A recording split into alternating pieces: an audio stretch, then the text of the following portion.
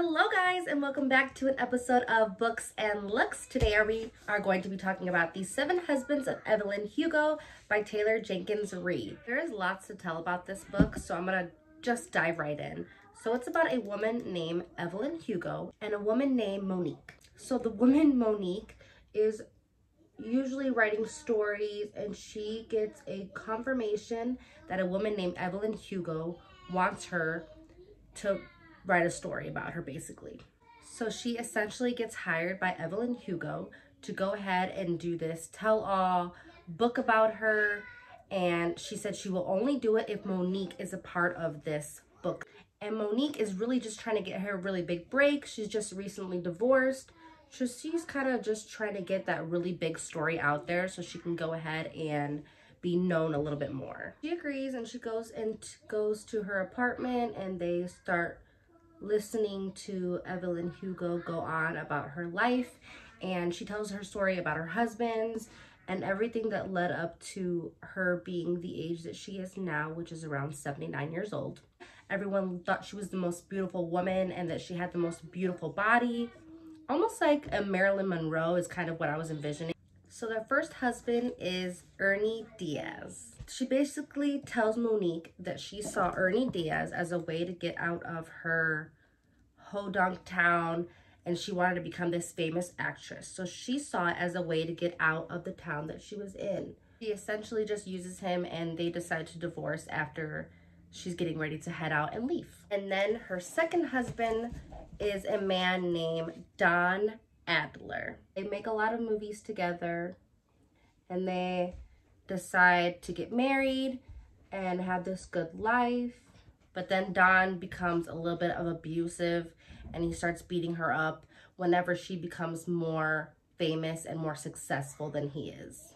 And during their time, he actually also cheats on her, and then he decides that he's going to divorce her before she can go ahead and divorce him and take all of their equities and all the things that they've earned during their time with the movie together. And she actually meets someone during the time of her marriage. She meets a woman named Celia, who becomes her really close best friend, confidant. During the time that she is with her newfound friend Celia, she also kind of starts to realize that she is growing feelings for Celia and that she may be bisexual.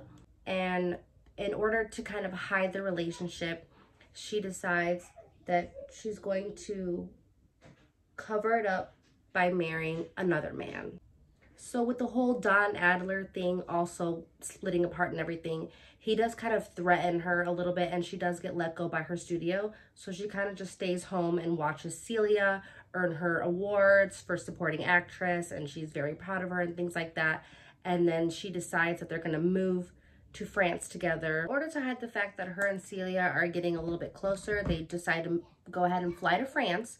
And while in France, she sees this singer called Mick Riva, and she decides that in order to hide her and Celia's relationship, she's going to go ahead and marry him to take away the attention from her and Celia. Obviously, the marriage is kind of just for sakes of covering things up. She doesn't stay with Mick for very long, and she actually decides that she wants to go ahead and separate from Mick until she finds out that she is pregnant.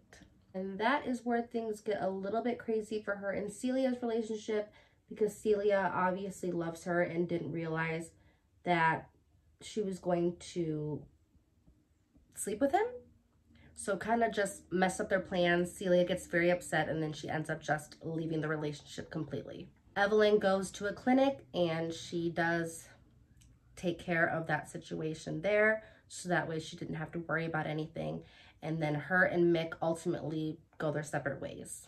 So during the time that Celia disappears for a little while, Evelyn decides that she is going to marry a man named Rex North.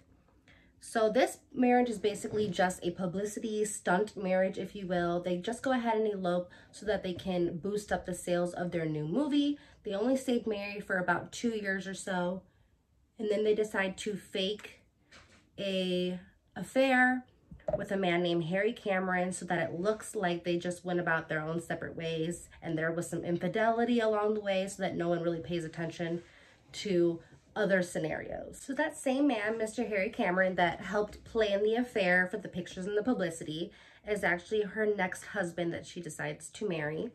So Harry is actually one of her close friends. He's kind of always been in the business with her since she decided to become an actress. And Harry is actually a gay man. So they figure that they'll go ahead and get married so that way Miss Evelyn could be with Celia and they can finally have their time together while it looks like she's married to Harry. Harry actually ends up being Evelyn's longest marriage. She stays married to him for 15 years and they decide that they're going to have a little bit of a family. Evelyn feels like she's getting to that age where she's getting kind of old and they do kind of want to have a family all together. So she decides that they're going to have a baby together and they have a little baby girl and they name her Connor. And it's really, really cute just to see Evelyn with Celia and also with Harry as well. And everything seems to be going as well as it could be up until Evelyn finds another movie that she's going to become a part of. And opposite her ends up being her ex-husband, Don, which if you remember is the one that was beating her up. And they decide that in the film, in order to get the message across that they are lovers, they want her to star in a specific scene where she needs to be nude. And Celia does not like that at all. And she asks her if she cannot do it.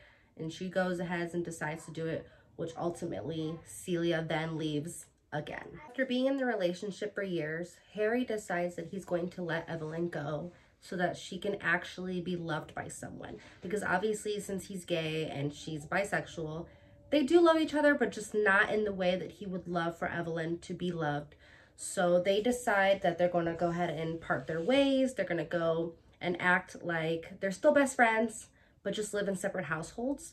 So Evelyn decides to marry her then sixth husband, Max Gerard. Then she comes to find out that this Max Gerard, who is a director for her last 3 movies, doesn't actually love Evelyn. He just kind of wanted her as a trophy piece to say that he married Evelyn Hugo.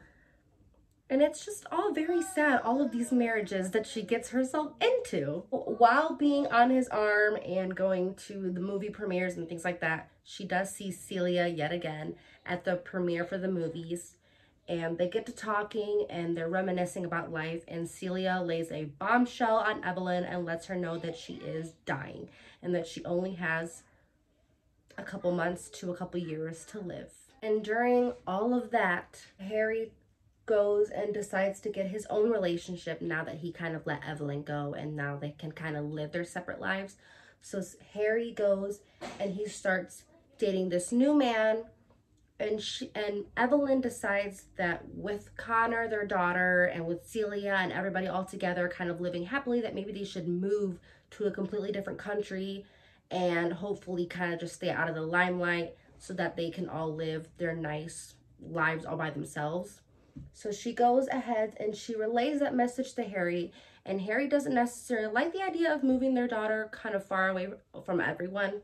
Harry says that he will go ahead and think about it. So what ultimately ends up happening is that Harry is going to go meet this boyfriend to talk to him and everything. And they end up getting into a car accident. A drunken car accident is what it seemed. It seemed that Harry was just drinking a lot of alcohol and they did crash. The story does get really, really sad there again.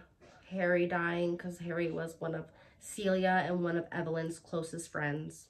A funeral for him and everything, and in that time Celia decides that Evelyn should marry her brother Robert Jamieson in order to keep them yet again out of the limelight in their secret relationship so that they can go ahead and be together. Then it just starts to get even more wild. So this Robert Jamieson, they end up being married for the rest of his life basically. Celia ends up passing away after respiratory failure.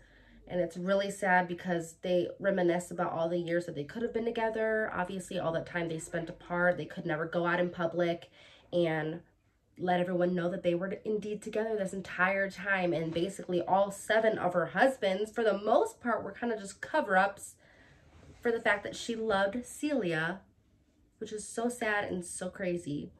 And then Harry dies and Celia dies, and then to make matters worse is that she finds out that her daughter Connor that she had with Harry has breast cancer and that she too will eventually pass away. Finally, after becoming so invested in Miss Evelyn Hugo's story, Monique is there feeling so horribly sad for her and all of the life that she has dealt with and all the cars that she has dealt with, and it's just a crazy, wild, sad journey.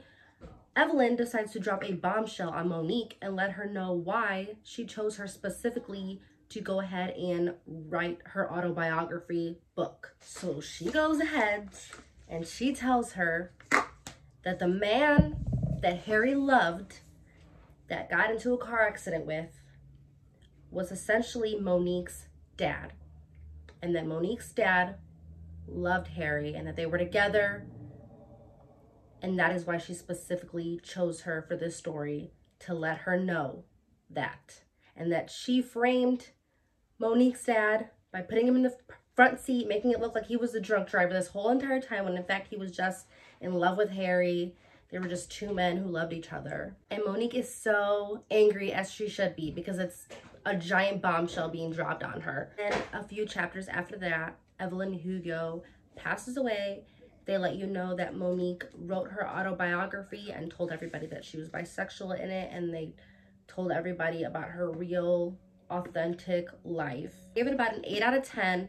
I just felt like maybe the ending was a little bit not quite giving what I wanted the anticipation to give, if that makes sense. But it was a really, really good book. I loved getting to know this Evelyn Hugo character. I really felt like I could watch this as a Netflix documentary or a Netflix series. I tried to embody a little bit of her green. She's known for this beautiful emerald green color, and I tried to embody just a little bit of it. It was a very long and very in-depth book, so I know I didn't cover it exactly in detail, so you definitely need to check it out and read it for yourself. I hope you guys enjoyed this episode of Books and Looks, and I will see you guys in the next book.